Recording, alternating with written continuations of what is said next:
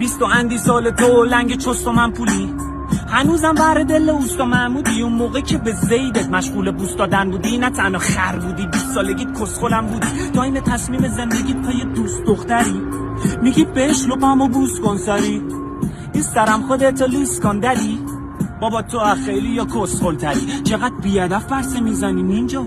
یکم برو باشگاه، شدی مثل سیم شارژ. تو کجا میخوای برسی با بی هدفیات؟ آخه مشتی من که هدف داشتم رسیدم اینجا. تهشم گوش میدی به نصیحت 4 تا بیشرف، البته که خواهد 4 تا بیشترن. هنوزم نداری تو میندازی گردن این که بابا بزرگت زمینشو کرد با ساندویچ عوض. این که درت مالیدن اتفاقی نی، چون تصمیم گرفتی بزنی مثل باقی بیل. البته وضعیت یه مدل که انتظاری نی، استخدامی مثل اینه از زندگی استفاده بدی. حالا باز بگو که دافیه چشاش منو تشنه است، اصلا همه بهت بگن چه دافی داری عشق است. اجاره و قسط و پول و قبضای مختلف.